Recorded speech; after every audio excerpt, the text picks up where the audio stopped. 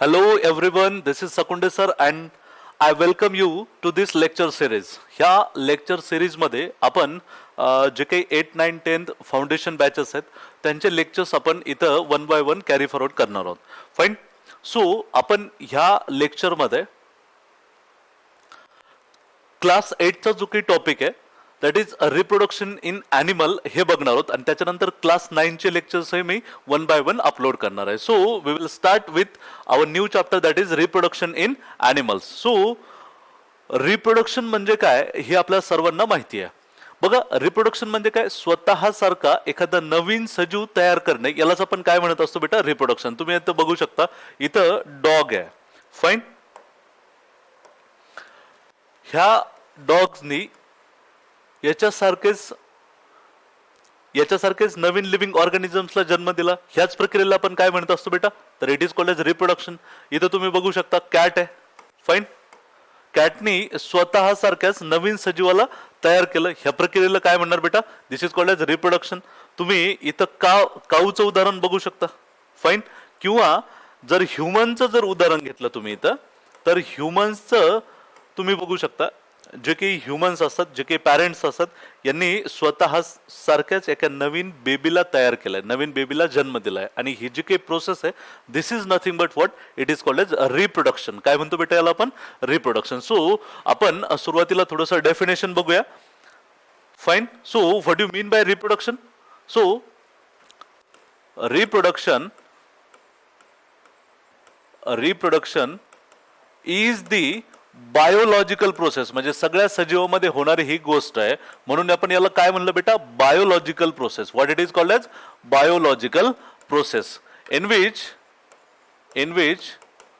New living, काय होतंय त्याच्यामध्ये, न्यू लिव्हिंग ऑर्गॅनिझम. नीट लक्ष द्या बेटा, new living organism is produced. आलं का लक्षात, आलं का, नवीन लिव्हिंग ऑर्गॅनिझम, नवीन सजीव तयार केला जातो. लक्षात आलंय, तो जो काही नवीन सजीव आहे त्याला आपण ऑफस्प्रिंग म्हणूया बेटा. काय म्हणूया, नवीन सजीवाला काय म्हणणार आहात, ऑफस्प्रिंग म्हणूया आपण त्याला. क्लिअर, हे कळलंय. नवीन जो काही सजीव बनणार आहे त्याला आपण काय म्हणलं बेटा, offspring. New living organism is produced from parents. आणि याला कोण तयार करणार आहे नवीन सजीवाला, तर त्याचे पॅरेंट्स तयार करतील. आलं का लक्षात, आलं का. Fine. This process is called as, इथं लिहितोय मी, this process is called as what it is called as reproduction. काय म्हणतो बेटा याला आपण, this is nothing but reproduction. लक्षात आलंय. जे काही लिव्हिंग ऑर्गॅनिझम्स बघतात, आणि नीट लक्षात घ्या, सर्व जे काही सजीव आहेत हे सर्वचे सर्व सजीव रिप्रोडक्शन करत असतात. अलग लक्षात आलं का. म्हणून आपण याला आणखी काय म्हणतो, तर रिप्रोडक्शन is the fundamental. लक्षात आलंय, रिप्रोडक्शन इज फंडामेंटल. फंडामेंटलचा मिनिंग काय होतो, तर मूलभूत. लक्षात आलंय, म्हणजे ही गोष्ट त्या सर्व सजीवामध्ये होणारच आहे. So reproduction is the fundamental feature of all living organism. आलंय का लक्षात, आलंय का, येस और नो. फाईन. आपण काय म्हणत असतो, तर सर्व सजीवामध्ये रिप्रोडक्शन होणारच आहे. आलं लक्षात. त्याच्यानंतर नेक्स्ट आपण बघूया बेटा, मोड ऑफ रिप्रोडक्शन. म्हणजे हे जे काही प्रजनन होतंय, हे जे काही नवीन लिव्हिंग ऑर्गॅनिझम्सला जे काही तयार करण्याची प्रोसेस आहे, हे किती पद्धतीनुसार होते, याचे टाइप्स काय. तर ह्या मोड ऑफ रिप्रोडक्शन मध्ये आपण बघू शकतो दोन main type of mode of reproduction आहे. पहिला म्हणजे असेक्शुअल आणि दुसरा म्हणजे सेक्शुअल. लक्षात आलंय, मराठीमध्ये याला आपण अलैंगिक आणि लैंगिक असं म्हणू शकतो. मग आता असेक्शुअल मोड ऑफ रिप्रोडक्शन म्हणजे काय आणि सेक्शुअल मोड ऑफ रिप्रोडक्शन म्हणजे काय ते आपल्याला बघायचं आहे. एकंदरीत आपण काय बघितलं, तर रिप्रोडक्शन म्हणजे काय, म्हणजे काही जे काही लिव्हिंग ऑर्गॅनिझम्स आहे ते नवीन पिल्लाला जन्म देणार आहे, नवीन बेबीला जन्म देणार आहे, त्यांच्यासारख्याच ह्या प्रक्रियेला आपण काय म्हणलं, रिप्रोडक्शन. बट ती जी काही नवीन बेबी तयार होणार आहे ती दोन पद्धतीने होऊ शकते. एक तर असेक्शुअल रिप्रोडक्शन आणि दुसरं काय बेटा, तर सेक्शुअल रिप्रोडक्शन. मग आता सेक्शुअल रिप्रोडक्शन म्हणजे काय, तर नीट लक्षात घ्यायचं, सेक्शुअल रिप्रोडक्शन कधी होतं, तर ज्या वेळेस दोन वेगवेगळे सजीव असतात, म्हणजे एक असतो मेल आणि दुसरी असते फिमेल. जर मेल आणि फिमेल हे दोघं मिळून जर नवीन ऑफस्प्रिंगला तयार करत असेल, नवीन ऑफस्प्रिंगला जर तयार करत असेल, ऑफस्प्रिंग म्हणजे बेबी म्हणू शकतो आपण त्याला, न्यू लिव्हिंग ऑर्गॅनिझम्स म्हणलं तरी चालेल. जर मेल आणि फिमेल मिळून जर ऑफस्प्रिंगला बनवत असेल तर ते जे काही रिप्रोडक्शन बेटा, this is called as what, sexual reproduction. आणि जर फक्त एकच पॅरेंट आहे, अलग लक्षात आलं का, त्याला आपण म्हणू शकतो सिंगल पॅरेंट. ओके, जर सिंगल पॅरेंट असेल आणि त्या सिंगल पॅरेंट पासूनच न्यू ऑफस्प्रिंग जर बनत असेल, म्हणजे इथं ह्या असेक्शुअल मोड ऑफ रिप्रोडक्शन मध्ये मेल आणि फिमेल असं काही नसतं. फाईन, म्हणजे एकच सजीव दुसऱ्या सजीवाला तयार करत असतो. जर असं होत असेल तर त्या रिप्रोडक्शनला आपण काय म्हणणार बेटा, तर असेक्शुअल रिप्रोडक्शन. म्हणजे एक सिंपल आहे, एक एक्झाम्पल देतो मी तुम्हाला, ते एक्झाम्पल आपण डिस्कस करणार आहोत. एक हायड्रा नावाचा ॲनिमल असतो. कुठला बेटा, हायड्रा. फाईन, तो एक असा दिसतो. ओके, त्याला असे खूप लांब लांब असे टेंटाकल्स असतात. हा जो काही प्राणी आहे तो काय करतो, हा याच्यामध्ये काही सजीव याच्यामध्ये काही मेल आणि फिमेल असं वेगवेगळं नसतं. हा एकच प्राणी आहे. हा काय करतो, स्वतःमध्ये इथे एक छोटीशी अशी बर्ड तयार करत असतो. याला आपण बर्ड म्हणत असतो, बर्ड. फाईन, आणि हे बर्ड जेव्हा तुटते आणि सेपरेट होते, ह्याच बर्ड पासून पुन्हा एक नवीन हायड्रा बनतो बेटा. लक्षात आले. म्हणजे ही जे काही प्रकार आहे याच्यामध्ये नर आणि मादी, मेल आणि फिमेल असतात का, तर नाही. मग असं रिप्रोडक्शन ज्याच्यामध्ये मेल आणि फिमेल नसतात त्याला आपण काय म्हणू, असेक्शुअल. आणि ज्याच्यामध्ये मेल आणि फिमेल दोघं मिळून नवीन ऑफस्प्रिंगला जर तयार करत असतील बेटा, तर त्याला आपण काय म्हणतो, सेक्शुअल रिप्रोडक्शन. ही झाली एक बेसिक माहिती. आपण अगदी डिटेल बघणार आहोत यांचा डिफरन्स काय असतो. तर सो आपल्या समोर आहे सेक्शुअल रिप्रोडक्शन आणि asexual reproduction. So sexual reproduction मध्ये आता आपण आत्ताच बघितलं, काय सांगितलं मी सेक्शुअल रिप्रोडक्शन मध्ये, both male and female are involved. Male and female are involved. दोन वेगवेगळे सजीव ह्या प्रक्रियेमध्ये सामील असतात. लक्षात आलंय, सहभागी असतात. लक्षात आलंय. म्हणूनच याला आपण it is also called as biparental. Bi means two आणि पॅरेंट्स म्हणजे पॅरेंट्स, एक असते मदर आणि दुसरा असतात father. So it is also called as, what it is called as बेटा, काय म्हणू आपण याला, also called as biparental. काय म्हणणार आहात बेटा, बाय पॅरेंटल. येतं एक लक्षात येतं का, आपण त्याला बाय पॅरेंटल पण म्हणू शकतो. बट असेक्शुअल रिप्रोडक्शन मध्ये मी आत्ताच काय सांगितलं तुम्हाला, फक्त एकच पॅरेंट इन्व्हॉल्व असतो. यांच्यामध्ये मेल आणि फिमेल असं काही असतं का, तर नाही. नीट लक्षात घ्या, male and female are absent. तुम्ही असं म्हणू शकता. Only a single parent. नीट लक्षात घ्या, एकच पॅरेंट असतो. Only a single parent gives rise to new offspring. एकच सिंगल पॅरेंट नवीन ऑफस्प्रिंगला तयार करत असतो. आले का, लक्षात आले का. फाईन, यस और नो. आणि म्हणून त्याला आपण युनी पॅरेंटल म्हणतो. Uni means single. लक्षात आले. देअरफोर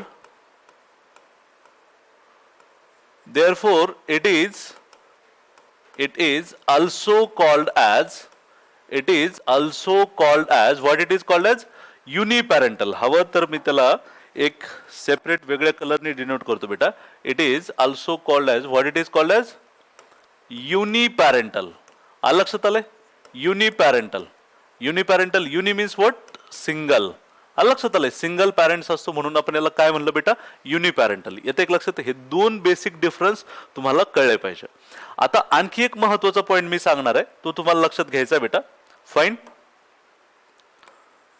सेपरेट कलरने मी याला हायलाइट करतो. बघा, सेक्शुअल रिप्रोडक्शन मध्ये जे काही पॅरेंट्स असतात, जे काही पॅरेंट्स असणार बेटा, आणि ह्या पॅरेंट्स पासून जे काही तयार होणारे ऑफस्प्रिंग्स असतील,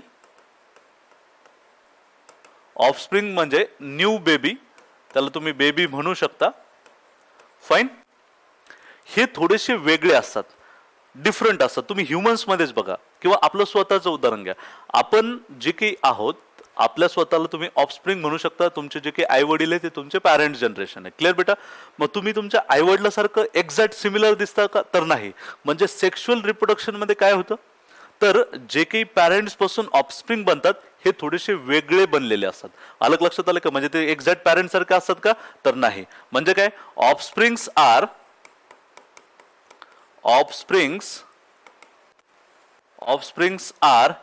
डिफरंट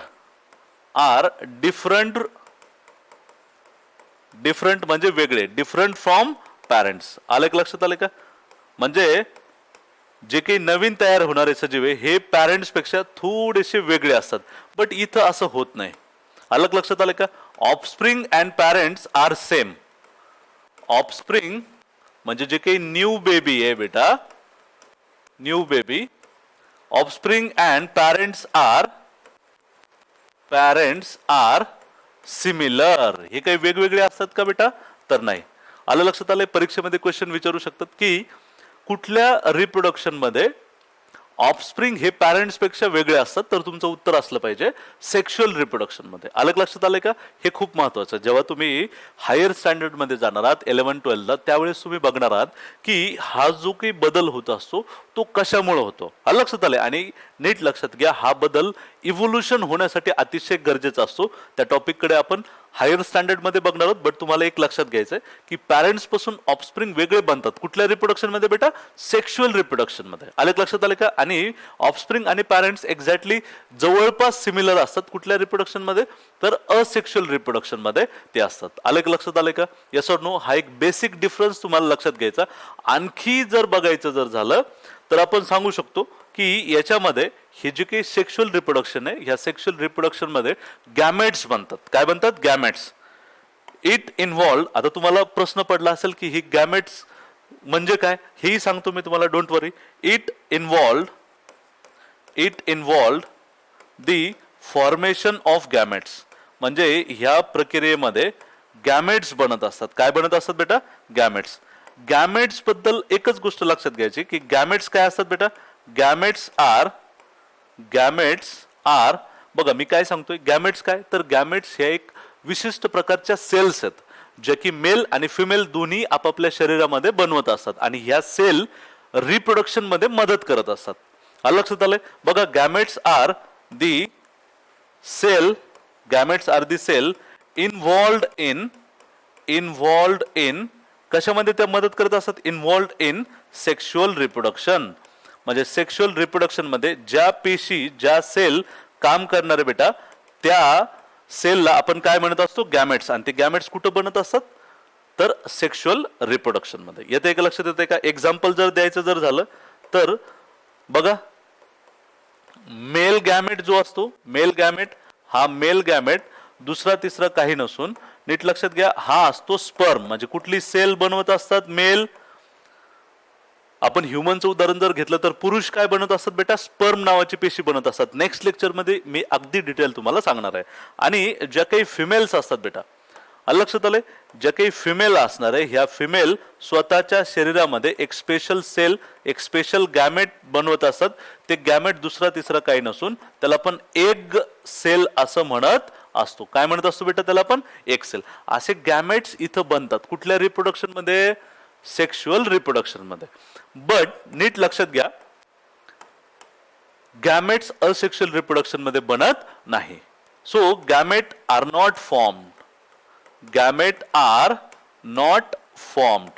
अलग लक्षात आलं का? गॅमेट इथं बनत नाही. परीक्षेमध्ये इथंही क्वेश्चन बनू शकतो की कुठल्या रिप्रोडक्शन मध्ये गॅमेट्स बनत असतात. उत्तर काय असलं पाहिजे? Sexual reproduction. कुठं बनत नाही? तर असेक्शुअल रिप्रोडक्शन मध्ये. येते का? लक्षात येते का? हे सगळ्या गोष्टी तुम्हाला लक्षात घ्यायच्या. ठीक आहे बेटा? मी इथं तुमच्या समोर एक्झाम्पल दिलेलं आहे. बघा, ह्या एक्झाम्पल मध्ये तुम्हाला दिसतंय, हे जे काही एक्झाम्पल आहे बेटा, फाईन, ह्या एक्झाम्पल मध्ये दिसतंय तुम्हाला, इथं मेल असणार आहे. फाईन, त्याला आपण काय म्हणतो बेटा? पिकॉक. आणि पी हेन ही फिमेल असणार आहे, त्याला आपण मराठीमध्ये लांडोर म्हणतो. हे दोघं काय करतील? मेल काय करणार आहे? स्वतःच्या शरीरामध्ये काहीतरी एक स्पेशल सेल बनवेल, त्याला आपण स्पर्म म्हणलं होतं. आणि जे काही फिमेल्स असतात हे स्वतःच्या शरीरामध्ये एक सेल बनवत असतात. आणि स्पर्म आणि एक सेल ह्या एकत्रित आल्या की त्यांच्यापासनं एक मोठी सेल बनत असते. ह्या दुसरं तिसरं काही नसून ह्या काय आहेत बेटा, तर सेल आहेत. ह्या शरीरामध्ये एक विशिष्ट प्रकारच्या पेशी बनत असतात आणि ह्या दोन पेशी जर एकत्रित आल्या तर त्यांच्यापासून झायगोट बनतो आणि झायगोट पासून नवीन बेबी बनत असतो. म्हणजे नवीन बेबी बनण्यासाठी दोन कुठल्या स्पेशल सेल बॉडीमध्ये बनवावं लागत असतात, तर स्पर्म आणि एक सेल. स्पर्म कोणामध्ये बनत असते बेटा, तर ती बनत असते मेल मध्ये. फाईन. आणि फिमेल मध्ये काय बनत असते, तर फिमेल मध्ये काय बनत असते, एक सेल बनत असते बेटा. हे लक्षात ठेवायचे तुम्हाला. क्लिअर. आणि हे कशामध्ये बनतात, तर सेक्शुअल रिप्रोडक्शन मध्ये बनत असतात. क्लिअर. हे एक्झाम्पल क्लिअर झालं बेटा. याच्यामध्ये तुम्ही ह्युमनचं पण एक्झाम्पल घेऊ शकता, मेल आणि फिमेलचं. त्याच्यानंतर असेक्शुअल रिप्रोडक्शन मी आताच एक्झाम्पल दिलं होतं बेटा तुम्हाला. एक्झाम्पल आपण आता मगाशी डिस्कस केलं हायड्राचं. हा जो काही हायड्रा आहे, इथं तुम्हाला दोन वेगवेगळे मेल आणि फिमेल दिसतात का, नाही, हा एक सिंगल आहे.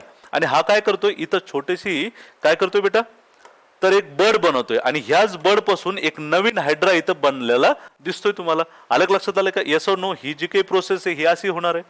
म्हणजे इथे एक नवीन हायड्रा तयार झाला, बट ह्या नवीन हायड्राला तयार करण्यासाठी फक्त एकाच पॅरेंट्सनी काय केलेलं आहे, तर तिथं पूर्ण रोल तो प्ले केलेला आहे. लक्षात आलंय. म्हणून याला आपण युनिपॅरेंटल म्हणलं होतं. आणि असं जे काही रिप्रोडक्शन असतं ज्याच्यामध्ये फक्त एकच पॅरेंट्स असतात त्याला आपण असेक्शुअल रिप्रोडक्शन असं म्हणत असतो. क्लिअर बेटा. फाईन. सो आपण काय बघितलं एकदा रिवाइज करून घेऊया. आपण बघितलं रिप्रोडक्शन म्हणजे काय. रिप्रोडक्शन मी काय सांगितलं तुम्हाला, स्वतः सारखा एखादा नवीन सजीव बनवायचा, ह्या प्रक्रियेला आपण काय म्हणत असतो बेटा, reproduction. So it is nothing but what, biological process. येते लक्षात. In which new living organism, त्या नवीन लिव्हिंग ऑर्गॅनिझम्सला आपण काय म्हणलं, तर ऑफस्प्रिंग म्हणलं. आणि हा कोणापासून बनत असतो, तर पॅरेंट्स पासून. म्हणजे पॅरेंट्स स्वतः सारख्या एखाद्या नवीन लिव्हिंग ऑर्गॅनिझम्सला तयार करत असतात. या प्रक्रियेला आपण काय म्हणलं बेटा, रिप्रोडक्शन. लक्षात आलं. रिप्रोडक्शन सगळ्या सजीवामध्ये होत असतं, हे आपण डिस्कस केलं. त्याच्यानंतर रिप्रोडक्शनचे आपण टाइप्स बघितले. किती टाइप्स आहेत, दोन. एक असेक्शुअल आणि दुसरा सेक्शुअल. असेक्शुअल म्हणजे एकच पॅरेंट्स असतो. सेक्शुअल मध्ये मेल आणि फिमेल असतात आणि मेल आणि फिमेल दोघं मिळून ऑफस्प्रिंगला बनवत असतात, हे आपण बघितलं. त्याच्यानंतर एक डिटेल आपण डिफरन्स बघितलेला आहे, हे तुम्हाला लक्षात घ्यायचं आहे. ठीक आहे बेटा. त्याच्यानंतर नेक्स्ट लेक्चरमध्ये आपण ह्युमन मध्ये कसं रिप्रोडक्शन होतं, ह्युमन मध्ये जे काही ह्युमन मध्ये रिप्रोडक्शन कुठलं होणार आहे, तर तुम्ही बघता ह्युमन बेबी कोण तयार करतं, पॅरेंट्स. पॅरेंट्स मध्ये मेल फिमेल मदर फादर येत असतात. म्हणून हे रिप्रोडक्शन कुठलं असलं पाहिजे, सेक्शुअल किंवा सेक्शुअल, सेक्शुअल रिप्रोडक्शन असलं पाहिजे. आणि ह्या टॉपिकमध्ये आपण सेक्शुअल रिप्रोडक्शन बद्दल डिटेलमध्ये डिस्कशन करणार आहोत. क्लिअर. फाईन. त्याच्यानंतर आणखी एक महत्वाचा पॉईंट आपल्याला बघायचा आहे. इथं तुमच्या बुकमध्ये दिलेलं आहे बेटा, की जे काही वेगवेगळे लिव्हिंग ऑर्गॅनिझम्स असतात, वेगवेगळे लिव्हिंग ऑर्गॅनिझम्स आहेत, ह्या लिव्हिंग ऑर्गॅनिझमचे नावं खाली दिलेले आहेत. त्याच्यानंतर त्यांचे जे काही न्यू ऑफस्प्रिंग असतात, किंवा त्याला ऑफस्प्रिंग म्हणलं तरी चालेल, ऑफस्प्रिंग हे न्यूच असतात, नवीन ते बनलेले असतात. तर त्या ऑफस्प्रिंगला किंवा त्यांच्या यंग वन्सला, यंग वन्स म्हणजे त्यांचे जे काही नवीन तयार झालेले बेबी आहेत त्यांना आपण यंग वन्स म्हणतो बेटा. तर त्या यंग वन्सला काय म्हणतात ते आपल्याला दिलेलं आहे. बघा, ह्युमनचं जर असेल तर ह्युमनच्या छोट्या ऑफस्प्रिंगला आपण बेबी म्हणत असतो. बेबी बॉय, बेबी गर्ल किंवा आपण बेबी म्हणत असतो. क्लिअर बेटा. जे काही कॅट असणार आहे, कॅट, तर कॅटचे जे काही छोटेसे पिल्लं असतात त्याला आपण काय म्हणत असतो बेटा, तर they are called as kittens. What they are called as kittens. Clear. तुमच्या एनसीईआरटीच्या बुकमध्ये हा जो काही चार्ट आहे, हा टेबल दिलेला आहे, हे तुम्हाला लक्षात घ्यायचं आहे. डॉगचे जे काही छोटेसे, त्याचे जे काही बेबीज असतात, त्याचे जे काही ऑफस्प्रिंग असतात त्याला आपण काय म्हणतो बेटा, पपीज किंवा पपी आपण त्याला म्हणू शकतो. क्लिअर बेटा. फाईन. जे काही बटरफ्लाय असतात, फुलपाखरू तुम्ही आपण बघता, यांचे जे काही यंग वन्स असतात, यांचे जे काही ऑफस्प्रिंग्स असतात त्याला आपण कॅटरपिलर असं म्हणत असतो. काय म्हणत असतो बेटा, कॅटरपिलर. किंवा याला एक दुसरं नाव आहे, त्याला आपण लार्वा पण म्हणू शकतो. क्लिअर. फाईन बेटा. हे लक्षात घ्यायचं आहे. हेनचं जे काही, हेन म्हणजे कोंबडी, त्याचे जे काही छोटेसे पिल्लं असतात त्याला आपण काय म्हणत असतो बेटा, चेक. क्लिअर. आणि काऊ जे काही आहे, हे जे काही काऊ आहे, त्या काऊच्या छोट्याशा पिल्लाला आपण काफ असं म्हणत असतो. फाईन. काफ. जे काही छोटंसं वासरू असतं की नाही त्याला आपण काय म्हणत असतो बेटा, काफ. म्हणजे हे जे काही लिव्हिंग ऑर्गॅनिझम्स आहेत ह्या सर्व लिव्हिंग ऑर्गॅनिझम्सनी एका छोट्या यांच्यासारख्याच दिसणाऱ्या नवीन लिव्हिंग ऑर्गॅनिझम्सला तयार केलंय आणि ह्या प्रक्रियेलाच आपण काय म्हणतो बेटा, रिप्रोडक्शन. काय म्हणणार आहात, रिप्रोडक्शन. सो आपण ह्या लेक्चरमध्ये रिप्रोडक्शन काय असतं, त्याचे जे काही टाइप्स असतात, त्यांचे जे काही कॅरेक्टरिस्टिक्स असतात आणि हे जे काही एक्झाम्पल्स आहेत ते डिस्कस केले. याच्या नंतरच्या लेक्चरमध्ये आपण ह्युमन रिप्रोडक्शन डिटेलमध्ये डिस्कशन करणार आहोत. ठीक आहे बेटा, चलो, thank you, see you in next lecture.